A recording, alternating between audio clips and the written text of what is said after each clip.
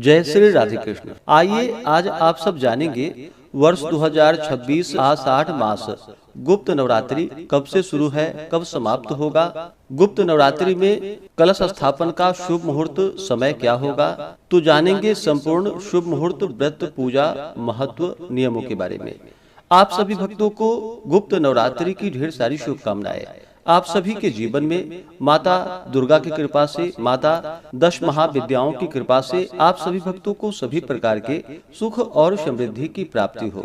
वर्ष में 4 नवरात्रियां आती हैं, जिनमें चैत्र और शारदीय नवरात्रि जो कि सार्वजनिक रूप से प्राकट्य मानी गई है, और वहीं पे आषाढ़ और माघ की महीने में पड़ने वाली यह गुप्त नवरात्रि कही जाती है। गुप्त का अर्थ है आंतरिक, एकांत या विशेष साधना। इस अवधि में की गई देवी उपासना, मंत्र जप, ध्यान और तपस्या को विशेष फलदायी माना गया है। इस दौरान विशेष प्रकार से जो कि चैत्र और शारदीय नवरात्रि में नव दुर्गाओं की पूजा की जाती है, वहीं पे गुप्त नवरात्रि में जो कि आषाढ़ और माघ के महीने में 10 महाविद्याओं की पूजा की जाती है। 10 महाविद्या में जो कि माता काली, माता तारा, माता त्रिपुर सुंदरी, माता भुवनेश्वरी, माता भैरवी, माता छिन्नमस्ता, माँ धूमावती, माँ बगलामुखी, माँ मातंगी और माँ कमला, इन 10 महाविद्याओं की इस दौरान जो कि पूरे विधि विधान के साथ पूजन करना चाहिए। पूजन जो कि जिस प्रकार से नवरात्रि में व्रत को धारण करते हैं, उसी प्रकार से व्रत को धारण करके कलश आदि को स्थापित करके इस दौरान दुर्गा सप्तशती का पाठ करना चाहिए, दुर्गा चालीसा का पाठ आदि श्रवण करना चाहिए, तो इससे अनंत फलों की प्राप्ति होती है। आषाढ़ गुप्त नवरात्रि में माता की आराधना करने से भक्त को माँ जो कि आदि शक्ति का आशीर्वाद प्राप्त होता है। धार्मिक मान्यता है कि सच्चे मन से की गई उपासना जीवन के कष्टों को दूर करती है तथा सुख, शांति और समृद्धि का आशीर्वाद प्रदान करती है। मान्यता है कि इन 9 दिनों में जो कि श्रद्धा और नियम पूर्वक व्रत, पूजा तथा मंत्र जप करने से रुके हुए कार्य पूरे होते हैं, परिवार में सुख शांति आने और शुभ कार्यों में सफलता मिलने का मार्ग प्रशस्त होता है। गुप्त नवरात्रि केवल बाहरी पूजा का पर्व नहीं, बल्कि आत्मचिंतन, संयम और साधना का भी समय है। नियमित पूजा, ध्यान और देवी मंत्र के जप से मन एकाग्र होता है, नकारात्मक विचार कम होते हैं और आत्मविश्वास बढ़ता है। इनकी आराधना से भय, निराशा, आलस्य और नकारात्मक प्रवृत्तियों पर विजय पाने की प्रेरणा प्राप्त होती है। इस बार गुप्त नवरात्रि का पर्व जो कि 15 जुलाई 2026 दिन बुधवार से शुरू है और गुप्त नवरात्रि का समापन जो कि 24 जुलाई 2026 दिन शुक्रवार को होगा। कलश स्थापन का कार्य जो कि आषाढ़ मास शुक्ल पक्ष की प्रतिपदा तिथि के दिन किया जाता है, तो प्रतिपदा तिथि प्रारंभ समय 14 जुलाई 2026 दिन मंगलवार दोपहर 3:15 और प्रतिपदा तिथि की जो समाप्ति है वह 15 जुलाई 2026 दिन बुधवार सुबह 11:52 पे प्रतिपदा तिथि की समाप्ति है। ऐसे में घट स्थापन का कार्य, कलश स्थापन का कार्य जो कि 15 जुलाई 2026 दिन बुधवार को किया जाएगा। 15 जुलाई को ब्रह्म मुहूर्त का समय सुबह 3:40 से सुबह 4:28 तक होगा। सूर्योदय का समय सुबह 5:16, सूर्यास्त शाम 6:51 होगा।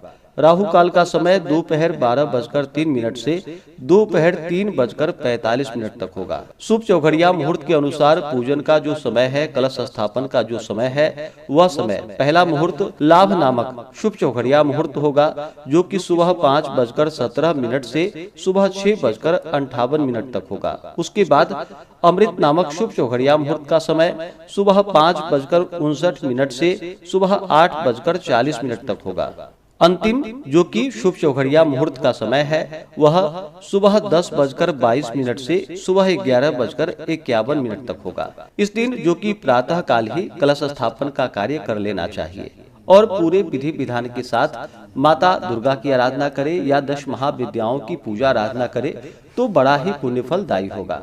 इस दिन कलश स्थापन के लिए चाहिए कि प्रातः काल जो कि ब्रह्म मुहूर्त में उठ करके जो कि सूर्योदय से पहले ही उठे, स्नान करके शुद्ध वस्त्र धारण करके जहाँ पर भी आप पूजन करें पूजन स्थान को अच्छे प्रकार से स्वच्छ करके गंगा जल से शुद्ध करे। पूर्व या उत्तर दिशा की ओर मुख करके बैठे। कुशा के आसन का या कंबल के आसन का प्रयोग करे। एक चौकी पर जो कि लाल कपड़ा बिछा करके माता की फोटो या प्रतिमा को स्थापित करे। इसके बाद फिर जो कि दीप को प्रज्वलित करे, हाथ को फिर धो ले। इसके बाद व्रत का संकल्प लेना चाहिए। अपने नाम, स्थान, गोत्र का उच्चारण करे और कहे कि हे माता, मैं आषाढ़ मास गुप्त नवरात्रि का व्रत धारण करने जा रहा हूँ या करने जा रही हूँ। इस प्रकार से प्रार्थना करे। आपके मन में जो भी कामना हो, जो भी इच्छा हो, वह माता से कहनी चाहिए। इस प्रकार से व्रत का संकल्प ले करके इसके बाद फिर जो कि सबसे प्रथम गणेश अंबिका का पूजन करे। इनका पूजन करके उसके बाद कलश को स्थापित करनी चाहिए। कलश के लिए मिट्टी के पात्र का प्रयोग करे। सबसे पहले नीचे जो कि मिट्टी रखे कलश के नीचे। कलश में स्वास्तिक का चिन्ह बना ले। कलश में जल भरे, उसमें फिर सुपारी, सिक्का, अक्षत, दुर्वा डाले और भूमि पर जहाँ पर आपने मिट्टी रखा है कलश स्थापित करने के लिए, वहाँ पे जौ को बो दे। उसके बाद उस कलश को स्थापित करे। कलश को स्थापित करके कलश देवता का ध्यान करे। उसमें वरुण तीर्थों का ध्यान करे। गंध, पुष्प, धूप, दीप आदि से पूजन करे। इसके बाद फिर दिन में पूजन हो तो सूर्यादि पंचदेवता का पूजन करे और रात्रि में पूजन हो तो गणपति आदि पंचदेवता की पूजा करे।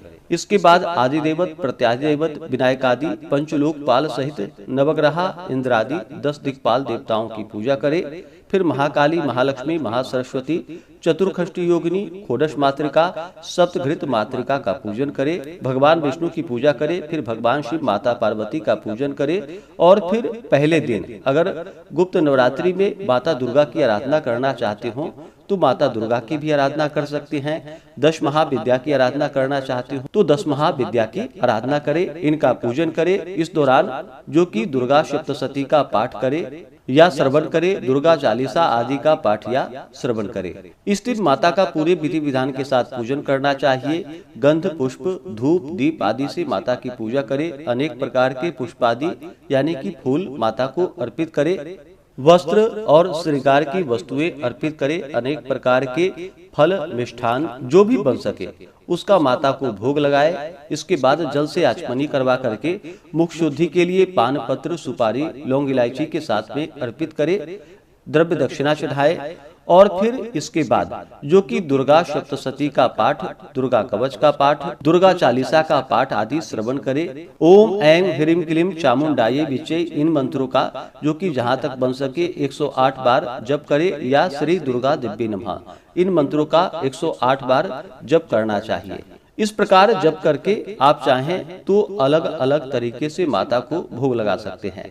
जैसे कि पहले दिन घी का भोग लगाए, दूसरे दिन शक्कर का भोग लगाए, तीसरे दिन दूध का भोग लगाए, चौथे दिन मालपुआ का भोग लगाए, पांचवें दिन केला का भोग लगाए, छठे दिन शहद का भोग लगाए, सातवें दिन गुड़ का भोग लगाए, आठवें दिन नारियल का भोग लगाए और 9वें दिन खीर, हलवा, पूरी और चने का भोग लगाना चाहिए। इस प्रकार से माता का जो कि 9 दिनों तक पूरे विधि विधान के साथ पूजन करे, आराधना करे, दुर्गा सप्तशती का पाठ आदि श्रवण करे। गुप्त नवरात्रि में जो कि 21 जुलाई को अष्टमी का व्रत धारण किया जाएगा। 22 और 23 जुलाई को नवमी है। विशेष प्रकार से 22 जुलाई को जो भी व्रती हैं नवमी का व्रत धारण करने वाले तो 22 जुलाई को इन कार्यों को कर सकते हैं। 23 जुलाई को नवमी जो कि सुबह 7:04 तक होगा। 24 जुलाई को सुबह 9:13 तक दशमी तिथि रहेगी और फिर व्रत का समापन होगा। इन 9 दिनों में जो कि आप फलाहार आदि ग्रहण करके व्रत को धारण करें। शुद्ध और सात्विक आहार ही ग्रहण करें। जैसे कि फल, दूध, दही, साबूदाना, सिंघारे का आटा, कुट्टू का आटा, इन चीजों का प्रयोग करके व्रत को धारण कर सकते हैं। फल आदि ग्रहण करके 9 दिनों तक व्रत को धारण करते हैं। यह संभव ना हो तो अरबा अरबाइन जो कि भोजन किया जाता है, जिसमें अरबा चावल का प्रयोग किया जाता है, चने की दाल का प्रयोग किया जाता है और सेंधा नमक का प्रयोग किया जाता है। आप जो कि सेंधा नमक का प्रयोग करते हुए आलू का प्रयोग कर सकते हैं। जब भी कोई भी वस्तु बनाते हैं तो तेल की जगह घी का प्रयोग करें तो बड़ा ही पुण्य फलदायी होगा। इस दौरान अपने सामर्थ्य के अनुसार अन्न, वस्त्र, फल या अन्य आवश्यक वस्तुओं का दान करना, जरूरतमंदों की सेवा भी पुण्यकारी मानी गई है। इस दौरान जो कि सत्य बोले, मधुर व्यवहार करे और मन में अच्छे विचार रखे। गुप्त नवरात्रि के दौरान जो कि कुछ चीजों का पालन करना चाहिए, इन कामों को बिल्कुल भी नहीं करना चाहिए, जैसे कि तामसिक वस्तुओं का, नशीले पदार्थों का सेवन बिल्कुल भी नहीं करना चाहिए। मांस, मछली, अंडा, मदिरा तथा लहसुन, प्याज जैसे तामसिक खाद्य पदार्थों का सेवन न करें। इन दिनों झगड़ा, कटु वचन, अपमान और अनावश्यक विवाद से भी दूर रहें। झूठ बोलना, धोखा देना और किसी का अहित करना धार्मिक दृष्टि से अनुचित माना गया है। इस कारण से इन कामों को बिल्कुल भी नहीं करना चाहिए। यदि आपने व्रत का संकल्प लिया है तो यथाशक्ति प्रतिदिन पूजा और जप अवश्य करें। इस दौरान नकारात्मक विचारों से दूर रहना चाहिए। ईर्ष्या, द्वेष, अहंकार और दूसरों की निंदा से बचना चाहिए। इस दौरान पूजा स्थल और अपने घर को भी स्वच्छ रखना चाहिए। किसी भी जीव को बिना कारण कष्ट न दे और करुणा का भाव रखना चाहिए। इस दौरान जो कि जहाँ तक बन सके माता दुर्गा के नामों का जप करे, ध्यान करे, भजन करे, कीर्तन करे आदि इन कार्यों को करे तो बड़ा ही पुण्य फलदायी होगा। कुछ विशेष बातों का भी ध्यान रखना चाहिए। जो भी व्रती हैं, यदि अखंड ज्योति जला रहे हैं तो उनकी सुरक्षा करते हुए निरंतर ही उसका देखभाल करना चाहिए। व्रत अपनी आयु, स्वास्थ्य और क्षमता के अनुसार ही धारण करे। यदि स्वास्थ्य संबंधी समस्या हो तो आवश्यक आहार और दवाई आदि का प्रयोग कर सकते हैं। गर्भवती महिलाएं, बुजुर्ग और रोगी कठोर उपासना के बजाय श्रद्धा पूर्वक पूजा, मंत्र, जप और सात्विक भोजन का पालन कर सकते हैं। इस प्रकार जो भी सच्चे मन से माता की आराधना करते हैं, पूजा करते हैं, कथा आदि श्रवण करते हैं, शुद्ध और सात्विकता का पालन करते हैं तो इससे माता अपने भक्तों के सभी प्रकार के दुख और कष्टों को दूर कर देती हैं तथा सुख और समृद्धि का आशीर्वाद प्रदान करती है। तो आशा करता हूँ कि यह जानकारी आपको अच्छा लगा हो। इसी प्रकार से ज्ञानवर्धक जानकारियाँ प्राप्त करते रहने के लिए, व्रत पूजा के बारे में जानने के लिए, कथा को सुनने के लिए चैनल पे अगर आप पहली बार आए हैं तो चैनल को लाल बटन दबा करके सब्सक्राइब करें। साथ ही बेल आइकन घंटी को दबाएं ताकि आने वाली वीडियो का नोटिफिकेशन आपको समय से मिलता रहे।